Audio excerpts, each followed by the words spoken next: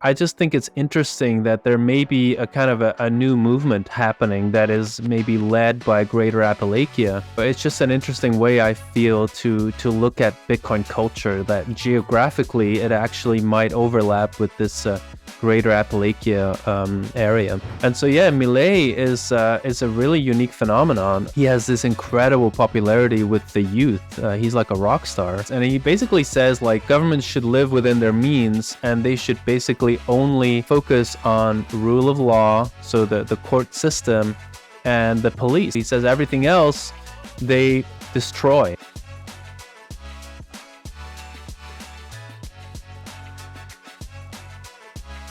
This podcast is brought to you by Unchained Capital Incorporated. This podcast is entertainment and not financial, tax, or legal advice. Views expressed by Unchained speakers represent statements of the speaker in his or her individual capacity and do not represent the views of Unchained, and further, should not be considered investment recommendations. Views expressed by third-party speakers represent their own opinions, and their statements do not reflect the views of Unchained. Third-party speakers often have material connections to Unchained, which may be personal, family, or business in nature, and may include, but not be limited to, direct financial benefits from Unchained. For more information, please see our podcast notes and our podcast disclosure at unchained.com/podcast. Hey everyone, welcome to the Bitcoin Frontier podcast. This week we have on Tuur Demeester. Tuur, welcome. Thank you. Thanks for having me. Yes, of course. Glad to have you. Your journey on the Bitcoin Frontier so far has been very interesting. You've been around many halving epochs. What's been like the highlight or the low of each halving epoch to you? Yeah, or of every bull and bear market, because they kind of, coincide. Yeah, I mean, the first cycle I was a part of was really the early 2012 bull market. Like I learned about Bitcoin in like 2011, but I wasn't really a market participant. There was a little like flash in the pan that happened, like rallied to $30, then back down. And so to me, the big theme of 2012 was that there weren't really investors involved. Most of the people were like coders or, and so people started getting really excited about mining hardware. So it was like this idea like, oh my God, like they're going to make special chips to mine. And so they were, a lot of people were just buying or pre-ordering mining machines instead of just buying Bitcoin. So there were no altcoins really. Like it was a little buzz about alternative coins. And so that was that first, cycle. And then there was a lull, and then we kept rallying to $1,000 late 2013. And I would say like when things went down again, 2014, 15, I feel like that was just the Mt. Gox collapse. And there was just kind of, also, generally, it's a pretty, common truth that if an asset declines by 70, 80%, it's game over. Like, so people just thought it was dead. People, didn't really understand it. So you just had to like grind it out. There was a really long bear market. And then, I mean, it gets into familiar territory. I think 2016, there was a lot of worries about scaling. 15 even, there were all these like antagonistic proposals to hard fork Bitcoin. If you read Jonathan Beer's The Block Size Wars, you read all about it.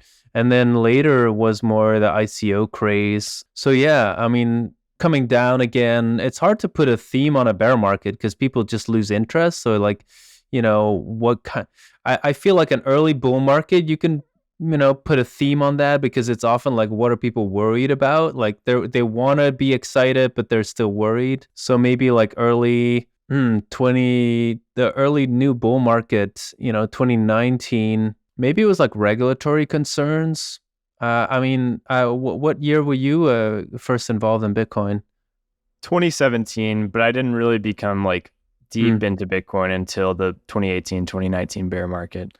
Yeah, and so do you remember like what were the stories in 2018, 19? I remember like when Bitcoin was hovering around like 6K, people somewhat blamed the drop to 3K on like a minor capitulation, which I think to some extent is maybe fair, and maybe it's just broader markets were selling off at the time and there was just, a need for dollar liquidity. But yeah, no, it was definitely an interesting time. I remember Bitcoin kept going down and I kept thinking, this feels right. Like, I don't know why I'm wrong, but the price keeps telling me I'm wrong. And then obviously maybe we're right. Yeah, I mean, I think it's often just simple deleveraging, right? People just were too overexcited, and they had to. I mean, and they had to adjust. And then, of course, so many of the ICO stories were completely bonkers. These new coins, and I think I remember now that 2018, 19 is when people started getting worried that some of these coins were going to be, sued by governments, and so you had that like unwind. And the VC story was unwinding a bit as well. The Silicon Valley, what they thought Bitcoin was about. So maybe that's something I forgot to mention, is that 2013 is when VCs first start getting involved.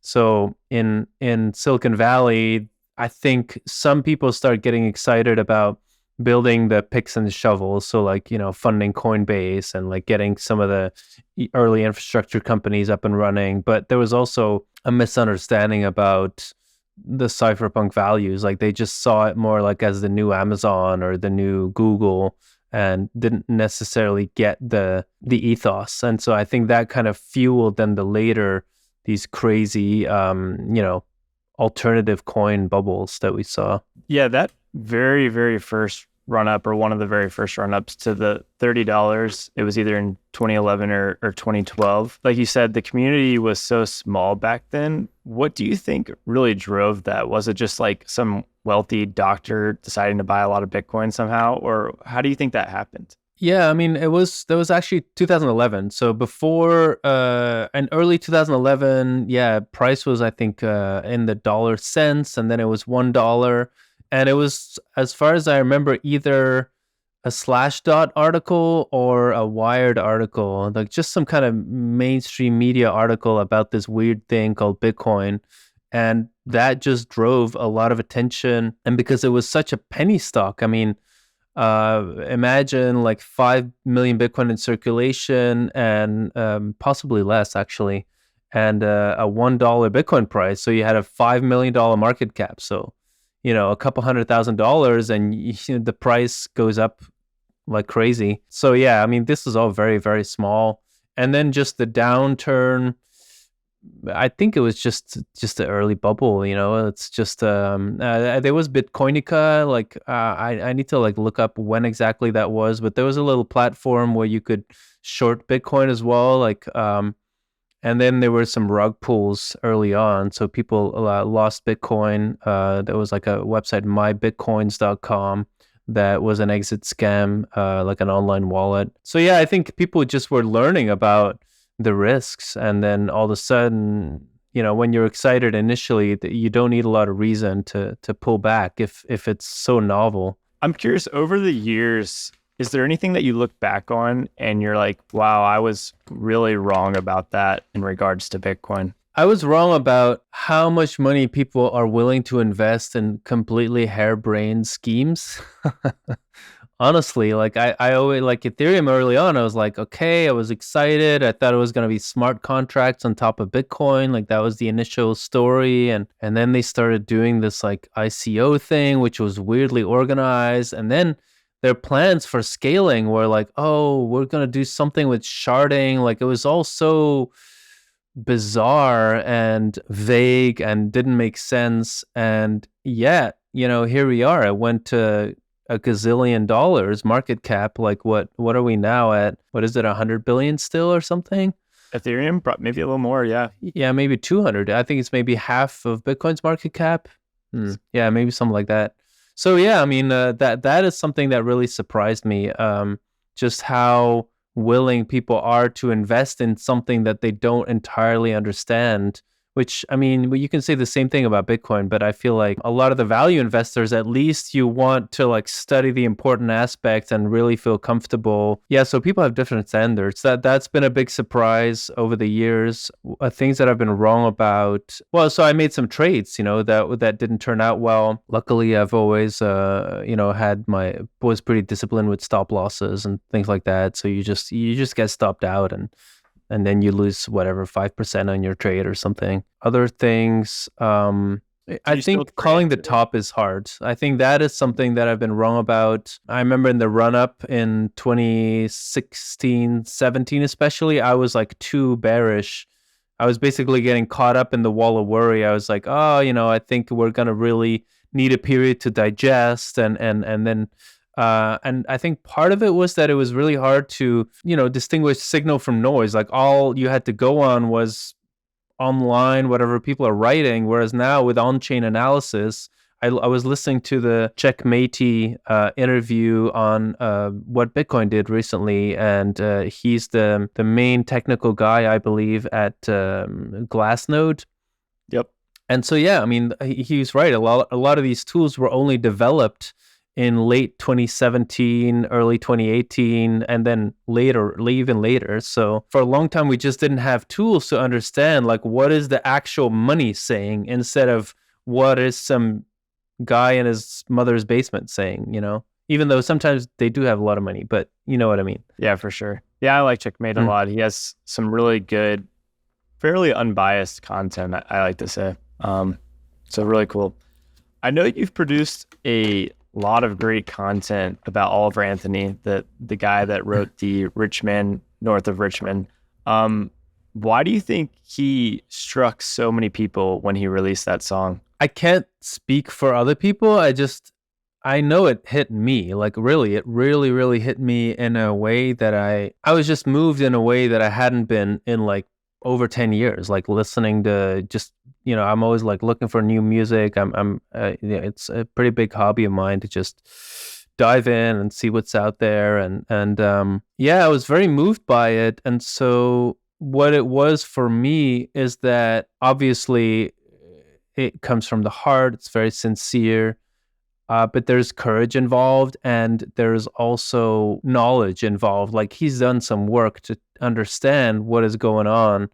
And so he isn't just saying, I'm hurting, like he's saying, or we are hurting, because he's talking about people in the American heartland who are just getting poorer and poorer over the years, even though they're working their asses off. So yeah, I think to me that really moved me. And then additionally, there's that element of fierceness, like really saying like, look, I'm not going to keep putting up with this. And so to me, that reminds me of the civil rights movement in the 60s and all the things that changed there, the anti-war movement. This is kind of a anti-monetary war because there is a kind of an ongoing debasement of people's savings. And people like that are actually hurt the most. People who are at the end of the trickle down, right? Where the money comes in, that's north of Richmond, that is DC, that's where the money is produced. And then the people who get mortgages, the people who borrow, that's where the money first arrives. Even, VC money and California is another way that it gets into the economy. And then the very last people to receive the new money are just regular workers. They get their wage increases only happen when it's too late, basically. And so they see year after year that they can buy less and less with their income. Yeah, I mean, I've visited Bitcoin mines in Kentucky and West Virginia, and arguably those places are furthest away from the money printer, even though they're very close to DC. And I could see someone like Oliver Anthony producing that song and knowing there's a problem, but not being able to say like Bitcoin may be the solution. And visiting Kentucky and West Virginia and certain parts of those states, it felt like there's a lot of people out there that probably feel the same way.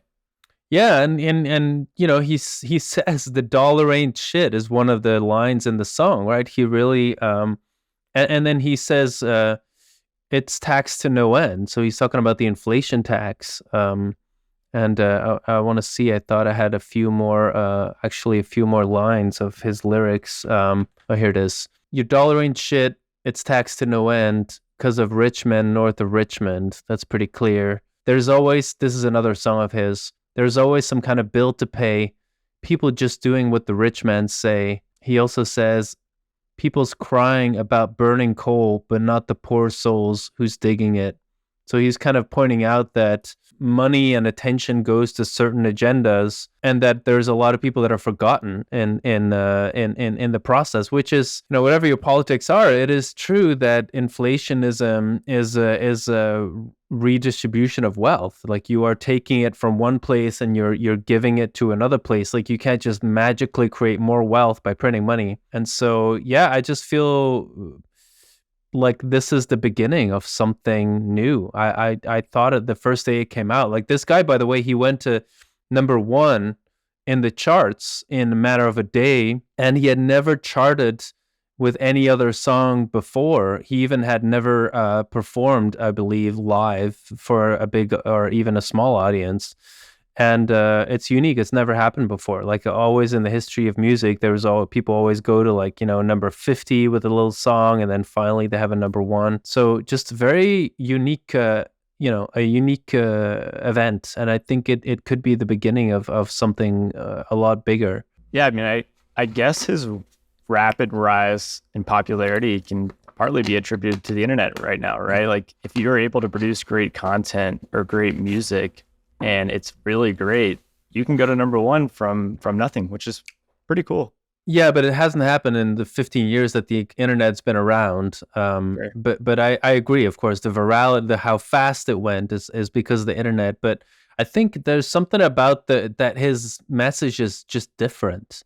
And that really speaks to people. I don't know if you want to go into it, but I talked about this research, just a book that I had read, where this journalist talks about the different cultures in the United States. And so I think this might be related to, like, one particular culture of Greater Appalachia that has its origins in people from Northern England, people from Ireland, Scotland, who immigrated to the US and who are actually not wanted in the East Coast, and so started settling south of Richmond, kind of where Oliver Anthony is from, is the beginning of Greater Appalachia. This is how Colin Woodard describes it in the book. And so, maybe I can just read a little quote from the book about actually, let me show the slide first. So again, in a nutshell, Colin Woodard, what he suggests is that there's actually 11 cultural nations in North America. They're all defined by the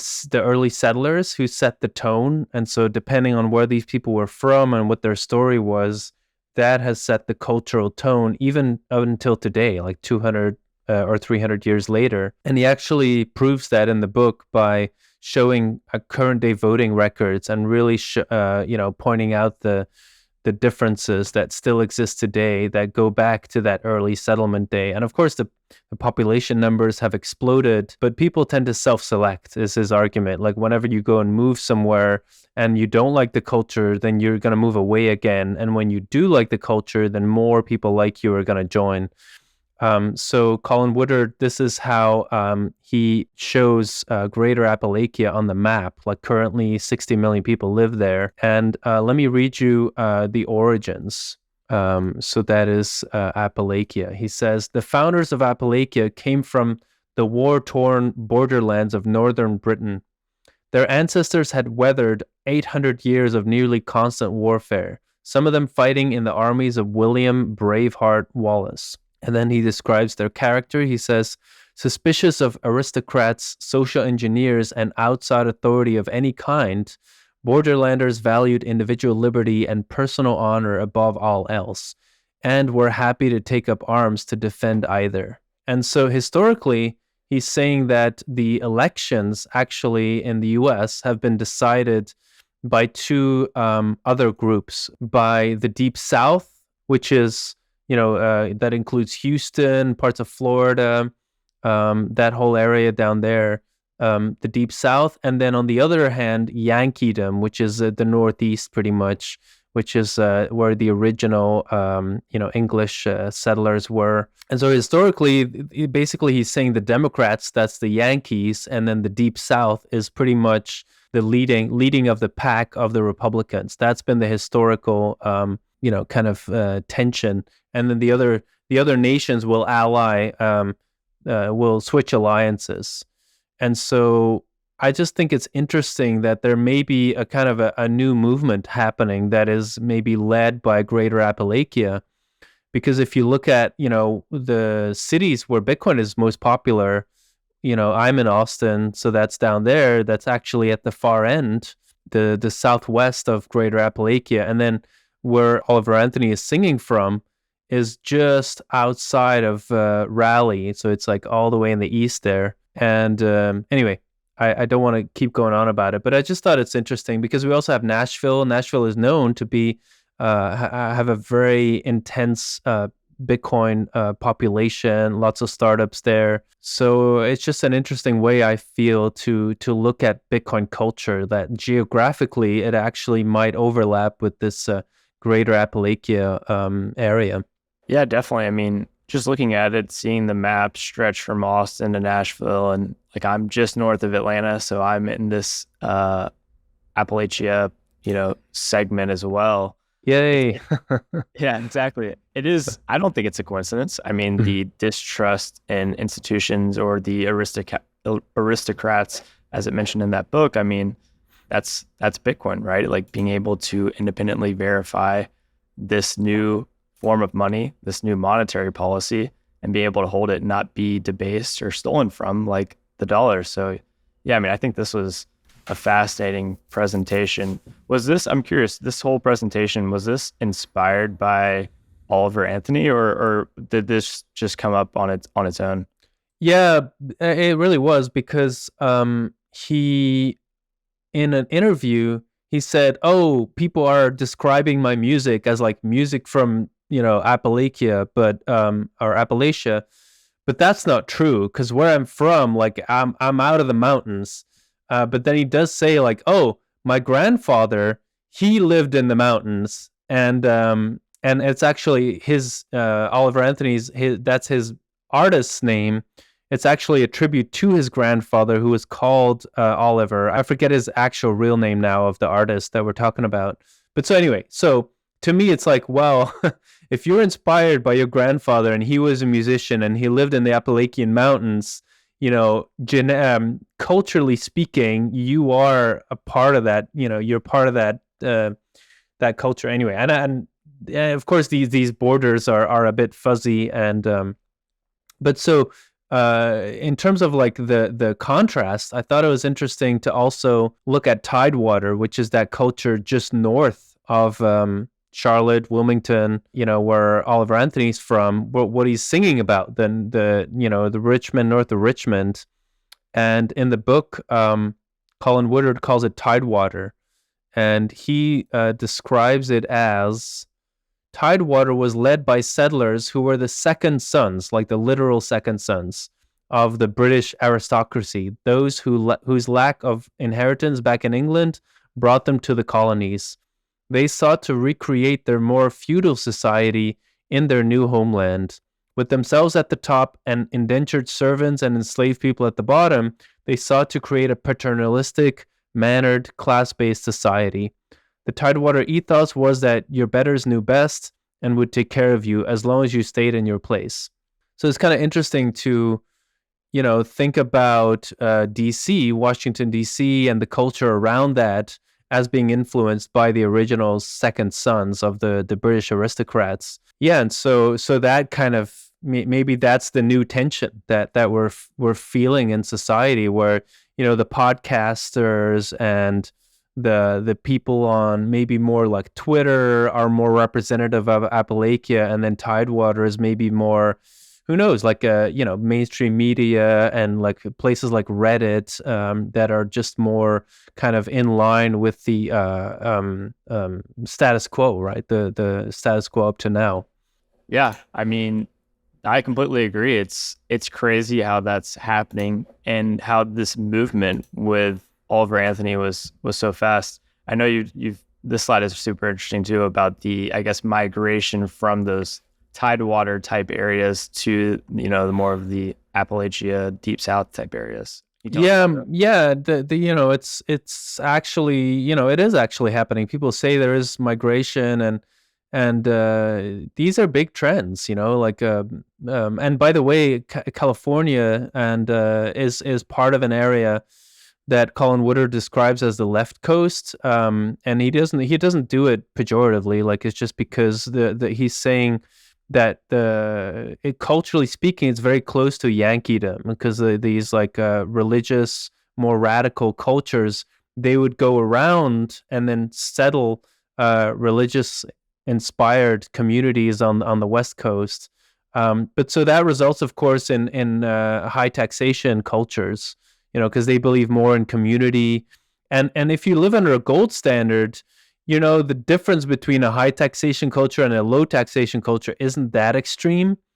But I do think under a fiat standard, these things get really out of whack pretty quickly.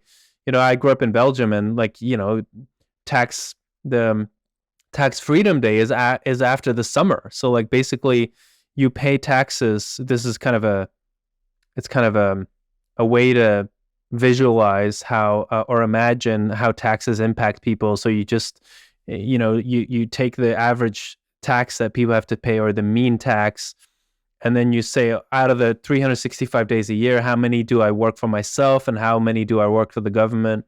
So when taxation freedom day is after the summer, it means that for more than half of the year, you've been working for the government, and then at the end, you can start paying yourself.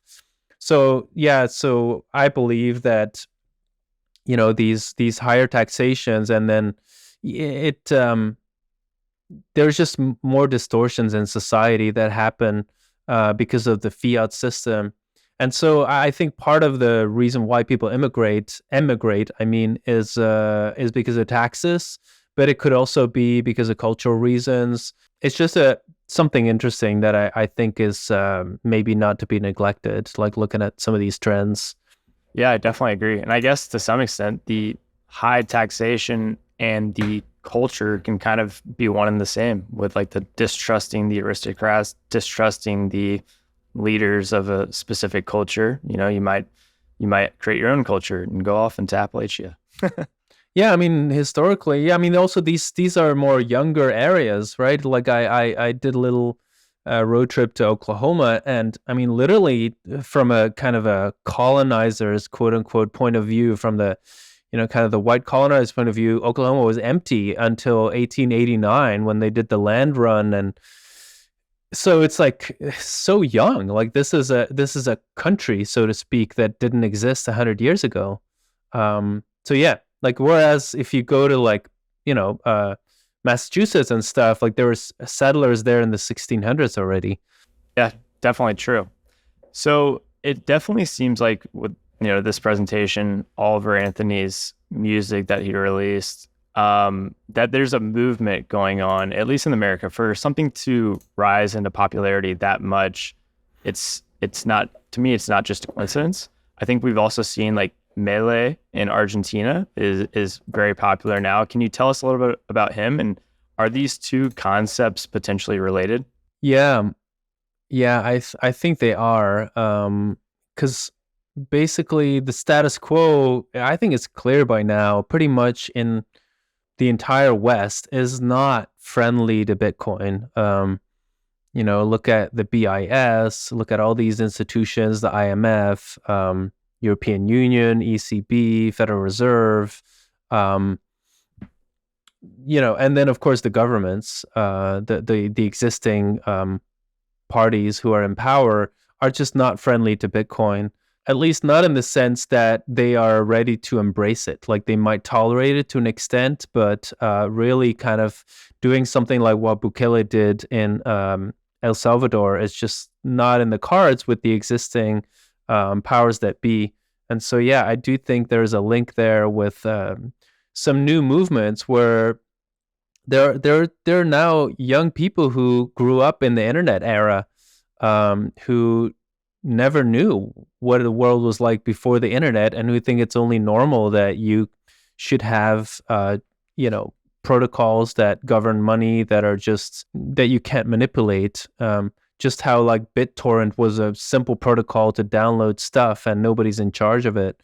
So the BitTorrent of money, that would make sense to a lot of younger people. And also, often voting laws have been changed to like include younger and younger people. And so, yeah, Milei is a really unique phenomenon.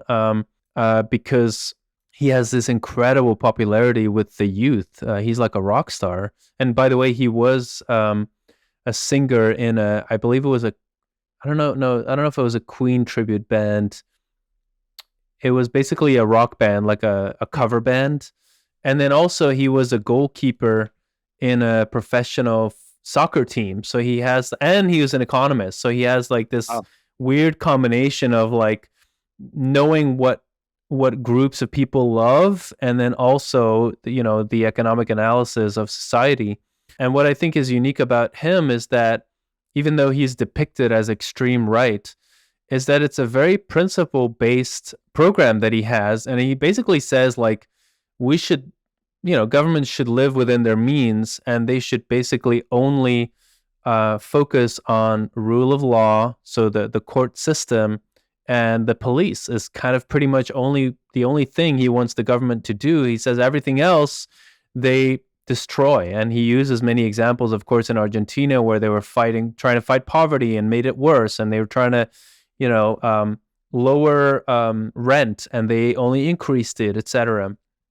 And so that to me is different than the more tribalist approach that we're seeing in a lot of political discourse today, where the only battle is kind of like who are the bad guys versus who are the good guys. Like that's really the debate. And the people on the left want to say the woke people are the good guys, and the people on the right want to say maybe, I don't know if it's going to be a race thing, but yeah, I mean, some people are starting to say we are the existing whatever culture, or the existing the color of the original settlers is what matters, and the new people, they are the problem.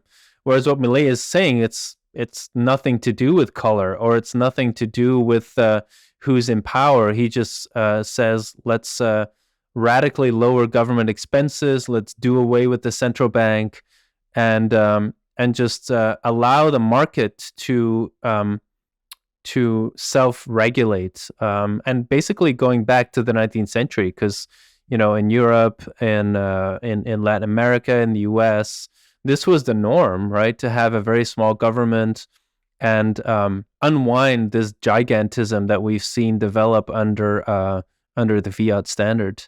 Yeah, I mean, I know he's mentioned Bitcoin a few times in some of the interviews he's done. If he wins, do you think that he will incorporate Bitcoin somehow into Argentina policy? Yeah, I'm not educated enough to know what kind of power he might have once he becomes president, because people often overestimate the things that a president can do in any given country, even in the US. Like the president doesn't have that much power. So that remains to be seen, whether he could be boycotted, etc., or just not get the votes. I think it would be either way, it would just be huge as a precedent to have someone who, at least in lip service, right, who would be, I do think he would be a vocal proponent of a free market for money, competing monies, denationalization of money, because that's Hayek's agenda. And I mean, Milei is a Rothbardian, and Rothbard, which is a free market economist who died in the 90s. And Rothbard was radically in favor of denationalizing money and privatizing the production of money, etc., and pointing out at a lot of examples in history where that went very well. So, yeah, I would be very surprised if Milei came out against Bitcoin. Like, that doesn't make sense to me.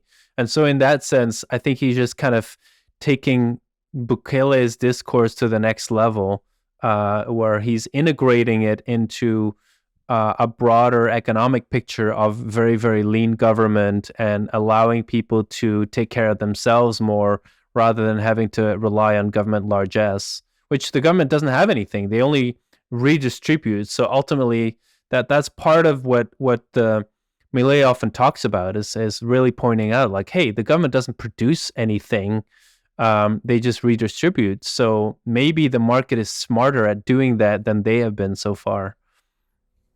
Yeah, I definitely agree with a lot of things that he has to say. Didn't you live in Argentina, by the way?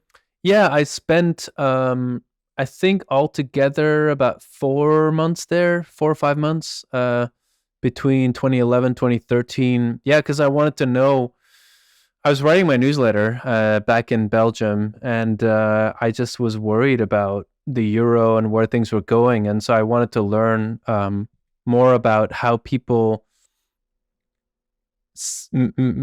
survived in an economy where the money already has deteriorated, where everything already is, where they've seen hyperinflations and things like that, and life still goes on. And so, yeah, I spent 4 or 5 months in Argentina, 4 or 5 months in Chile, and then traveled around some other countries in Latin America.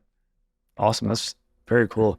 I guess like having experience living there, do you think that the average Argentine person would be very receptive to Bitcoin if, adoption started to really take off? I think so far they have so much to worry about already. They have so much volatility to deal with locally, political volatility. Like sometimes the streets are blocked off because there's another protest. There's just we're kind of the stuff that we have seen since COVID, like all this weird stuff, like all of a sudden there's supply chain issues and something's not available, or, the prices of the lumber is crazy high all of a sudden. Like they have dealt with that literally day in, day out for years and years. And so to them, the dollar has been a breath of fresh air, being able to just, have dollar bills and pay things with that. And so I think a lot of Argentines so far have shied away from Bitcoin directly because of the volatility. But I do think once the dollar starts showing the same features than the Argentine peso has, where you get very high inflation, I think they're absolutely primed to switch to something like Bitcoin because they've been improvising for years. Like System D is like one way to describe it. It's from French, se débrouiller. It's like to figure things out, or like the gray economy, like, the way they describe the economy of Africa often is like, that's kind of the way things go, is like nobody really understands how, but somehow things work despite the government dysfunction. Huh. Yeah. I mean, very interesting. So we talked about Oliver Anthony, talked about Milei. I know Oman is building investing at least $1 billion into Bitcoin mining. It seems like there's this movement happening all over the world, really. Do you think it's quietly happening in other places that we might not even really know about? Yeah, I think so. I think it's things are quietly happening, conversations are happening. I think oftentimes, even in an existing administration, you have people who are sympathetic to something new, but they just know that the winds are not in the right direction yet. So if they stick their head out, they can lose their job or whatever. They would get kicked out. But then if there's an election and there's a new leader, all of a sudden those existing people can start aligning them or start supporting the new leader. So I think in a way the spark is going to be elections often, where you do need some new people in power. But that doesn't mean that the existing conversations are not important, right? Even if you talk to someone who's a minority in their party and they manage to start understanding Bitcoin. So yeah, I really do think so. Because I mean, we're in the midst of a crash of government bonds. It's a real crash. And so many balance of power things have been built around that. So many pension funds have been relying on it. So many insurance companies, it's endless, right? So this is the financial system is being disrupted in a way that it hasn't in literally decades, probably since I would say it's worse than the early 80s, what's starting to happen. So you're talking 4 decades at least. So yeah, I think because of that, people are starting to think like, okay, well, I was aligned with the powers that be, but now the status quo is going to be, so even if you're totally Machiavellian, as a bureaucrat or something, you need to start thinking strategically because the winds might change. And then if you want to survive politically, you might have to start marching in front of another parade. And so, yeah, like people like Robert F. Kennedy, I like Oman and wasn't that interesting that the Omani prince, I believe, or sheikh visited El Salvador. So it's kind of like the beginning of Bitcoin diplomacy, like where Bitcoin friendly nations start developing relationships. That's fascinating to me. Yeah, it really is. I mean, I completely agree. I definitely think there is something going on. And to me, the solution is Bitcoin. And a lot of people are realizing there's a big problem or something wrong with the world and today's financial system that is leaking into cultures and countries elsewhere. But yeah, and Bitcoin's the solution. And just, 99% haven't quite figured that out yet, potentially. It's going back to the US, I guess. Do you think Bitcoin will play a role in the 2024 presidential election? Yeah, wasn't it interesting when we went to the Miami conference that we had 4 presidential candidates who were pro Bitcoin, and 2 of them were US presidential candidates. So yeah, I mean, I can definitely see it being a subject that's brought up in the debates. Not that I think it's guaranteed to happen, but if Bitcoin basically starts rallying, I think that's going to be what makes the difference. If into the elections Bitcoin starts rallying, then yes, I can see it being brought up. If it stays kind of flat, then I think there's so many other things going on that, yeah, it won't make a big difference. If the elections were like put a year later or 2 years later, then I would feel stronger. But it's happening so soon now that I don't know. It's kind of hit or miss whether Bitcoin will play a big role in the US elections yet. Yeah, I kind of agree. I think if Bitcoin is on another massive bull run by then I'm sure it'll be a big topic of conversation, but it may be just a little bit after that. Time will tell, I guess. I know you ended like your bit block boom presentation with like, there's no other fever like Bitcoin fever. And I definitely think a lot of the world is probably about to catch Bitcoin fever. Are there any other fevers that you're excited about, or is like Bitcoin your main focus right now? You mean from an investment point of view, or from just from anything point of view, like AI, politics, anything? Wow. Oh yeah, there's plenty cooking, because I think oftentimes when there's change in society, things don't happen in a vacuum. Like there's all kinds of things that happen at the same time, weirdly, that are interrelated in ways that are hard to understand sometimes. Yeah, I mean, obviously AI is going to keep busting forward. That's gonna change things. I think it's a bit hard to understand how, but I do think there'll be, even if AGI starts to happen, like where it really starts to get close to human intelligence, they will be competing AIs. And actually, I think Bitcoin, I agree with Drew Bansal that Bitcoin will be a way for us to trade with AIs and for AIs to trade between each other, because they can remember private keys. So yeah, big thing. Yeah, I kind of want to see what the whole UFO disclosure thing is going to turn out to be, because that's still cooking as well. These non-human intelligence things. I don't think that's a psyop. I think there's really something going on there, but time will tell. Yeah. Any other things that are on your radar? I'm trying to think what else is going on. Yeah, I mean, I think AI is quite fascinating. I definitely think there's a short-term AI bubble. Like I remember back in 2021, everyone was, borrowing money and buying Bitcoin ASICs, and now everyone's apparently borrowing money and buying GPUs to, build these models. So I think there's some sort of a bubble, but like if we're on the cusp of AGI and something really takes off, then it could be a massive technological change that we've never experienced before. I don't know when that'll happen. Maybe it'll be 10 years from now. Maybe it's next year. Who knows? Yeah. And I mean, in terms of fever, I think like when I think about fever, I think about melt up, like something is like gonna go bonkers, and it's actually a reference to gold fever, of course. It's the all these periods of gold fever that have happened in the past when people find like a new source of gold in the ground, and then all the hordes go there. but to me that because you can't get something from nothing. Like there's always an inverse relationship happening at the same time. So there's going to be meltdowns at the same time, I believe. I mean, Bitcoin is $500 billion. For it to go to 5 trillion, you need money to come from somewhere.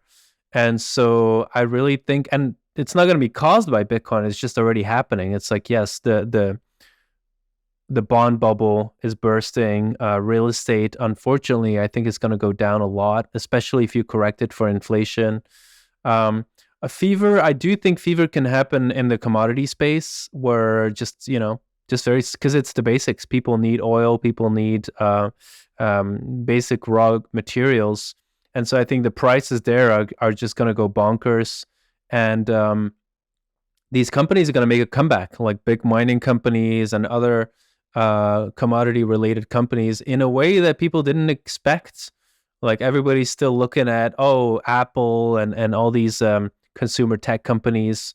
I think the next 5-10 years, and it's necessary too. Like we need more money to go to just the basics so that people can survive, because you can't survive on AirPods or whatever other widgets you have. Like you survive on food and things like that. And so we need more investment in those areas. I agree. Well, Tuur, thanks so much for coming on. I love chatting with you. I feel like you have a fantastic perspective on so many different things. Where can the audience go to learn more about you or some of the research that you may have released? Oh, I would say just Google my name. And alternatively, my reports are on a website called adamantresearch.com with 3 A's. And you can download them for free there. And then gradually. And also, I've been doing podcasts. So like I said, if you look up my name on things like Spotify and stuff like that, there's more things that I've done. Awesome. Love it.